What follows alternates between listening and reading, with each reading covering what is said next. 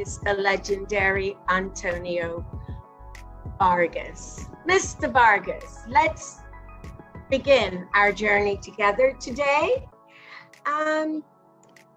First, Mr. Fargas has been appearing on stage and screen for nearly 60 years.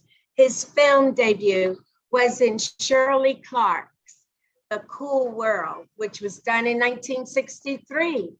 From blaxploitation films to Shaft, to Huggy Bear, and Starsky and Hutch, and so forth, etc. I cannot continue. Please welcome my guest, as I said before, the legendary Antonio Fargas. Welcome. Thank you, Eugenia. Thank you for the warm welcome, and thank you for allowing me to be one of your first guests on your show. It's a bit humbling, to think it's about 61 years actually that I've been so blessed to be on this journey, and now to be sharing that with audiences and people who are interested in what the shoulders that they stand on. Because I know that I'm standing on shoulders that came before me. It's just it's an honor to be here with you and to a little bit about my journey. Thank you. But before we begin, we have to take a short break. And when we come back, we will definitely find out more about you. And if I'm stumbling, it's because I'm so nervous. No worries. We'll be right back to the Foxworth theory. Thank you.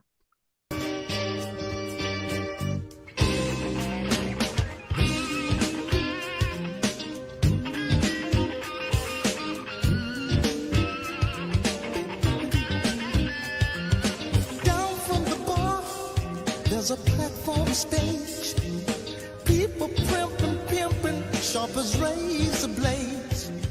Yo, check out Homeboy. See, Dominic's brother out there, huh?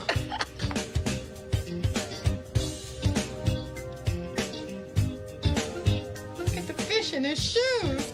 Girl, he must be a rock star. The brother's walking on an aquarium. Hey, brother, do you get nosebleeds way up there? Maybe it's his dinner. No, man.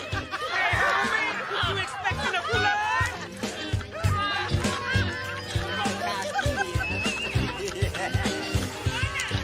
Say, brother, you been shopping at the Goodwill? The brother's an endangered species. He looks like a clown.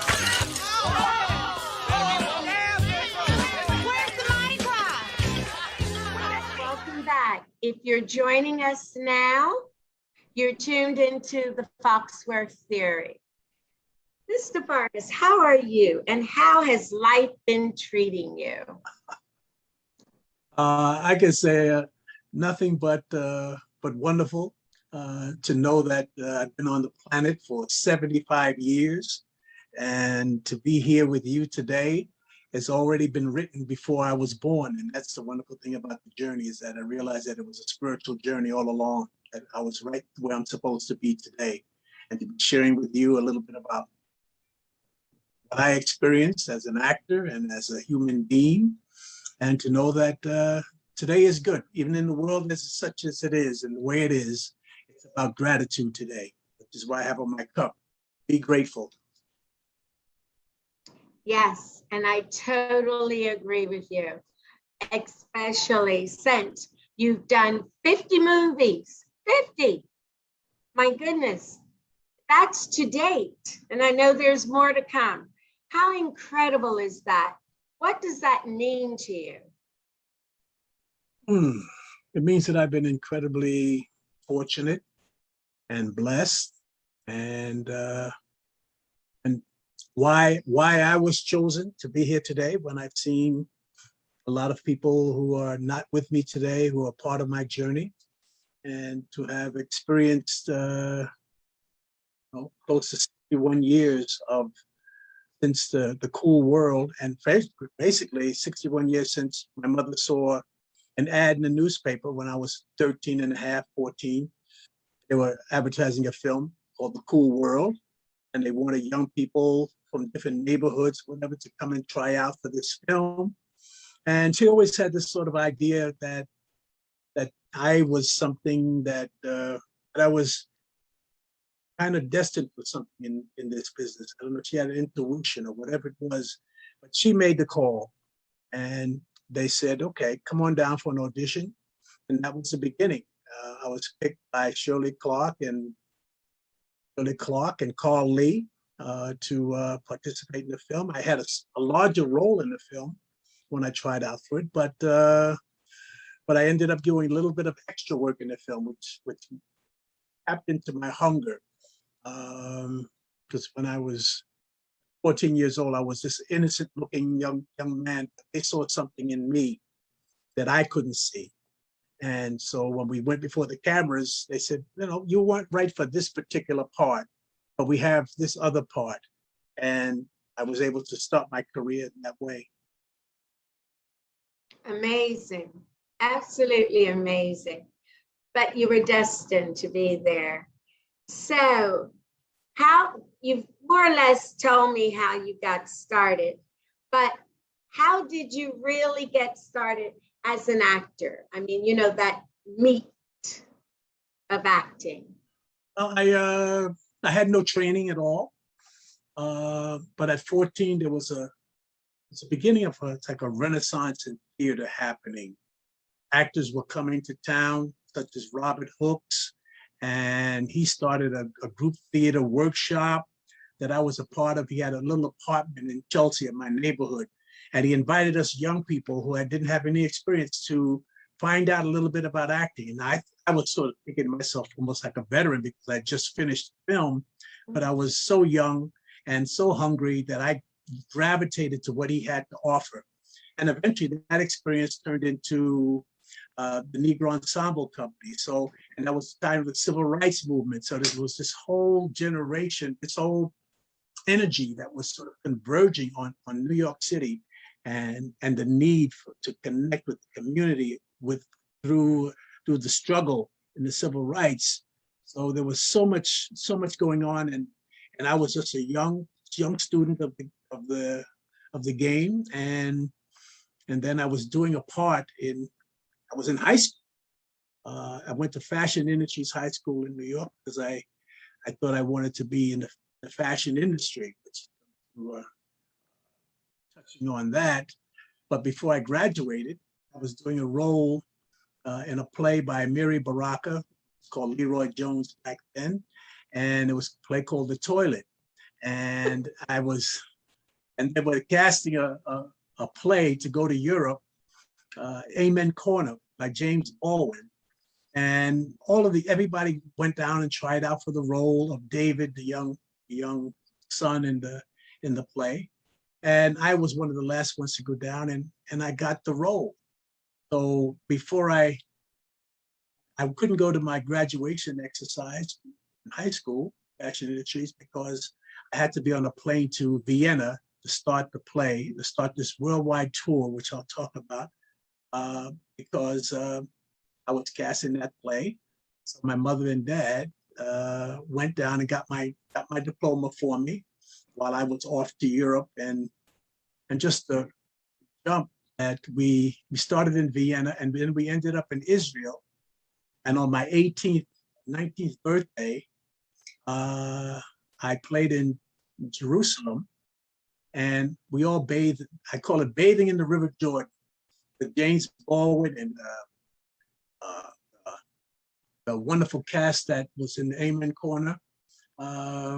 We all put our feet in the water in Jerusalem and in the River Jordan. And so I bathed in the River Jordan on my 18th birthday, which is just one of the highlights of the beginnings of that tour, which took me all the way to the Edinburgh Festival, stopped in Paris and Zurich and 4 cities in Germany, and also 3 other cities in Israel.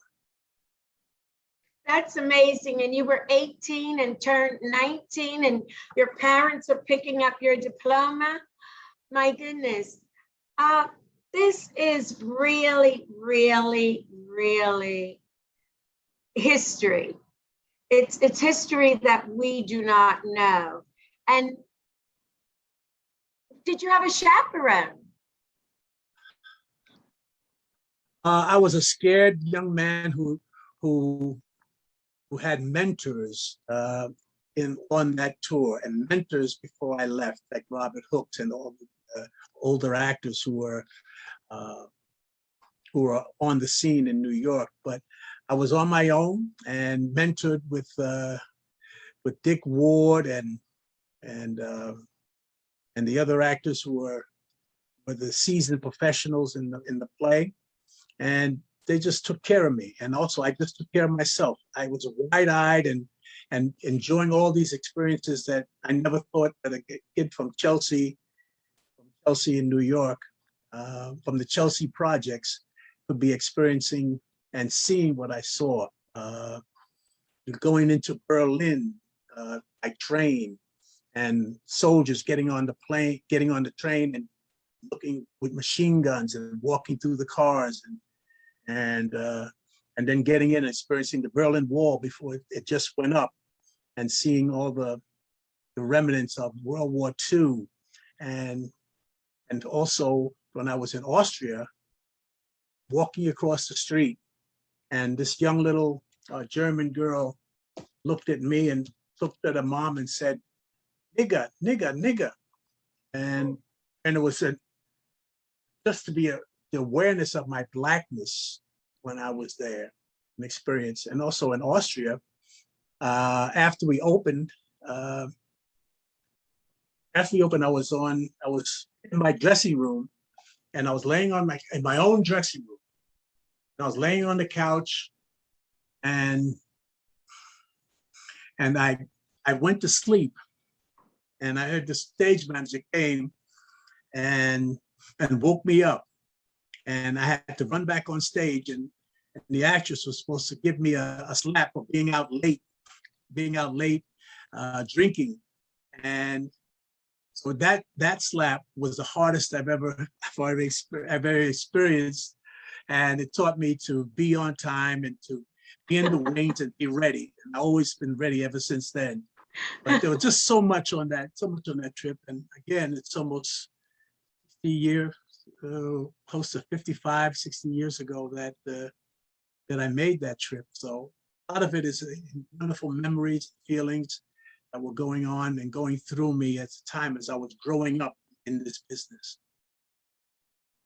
But that to me is so interesting. I mean, Claudia McNeil was a star, the star of the play, Raised in the Sun, and a wonderful, wonderful, powerful actress. And I just wanted to show you that to make sure that. Yes, and I'm glad that you remember. I told you would. I told you I'm on half timers. Half of the time I remember, the other half I don't. But Yes. Your memories are beautiful. Right now, though, we have to go to a commercial break, and we will be back with the Foxworth Theory shortly. So please stay with us. Thank you for joining us on the Foxworth Theory. Be sure to tune in on Thursday at 9 p.m. on the Foxworth Theory Network. Thank you for joining us on the Foxworth Theory. Be sure to tune in on Thursday at 9 p.m. on the Foxworth Theory Network. Hi, this is Eugenia Foxworth. Thank you so much for tuning into the Foxworth Theory. We are celebrating going into our third season. Can you believe that? We are opening our doors to sponsorships for the Foxworth Theory. For more information, go to thefoxworththeory.com or email us at pr@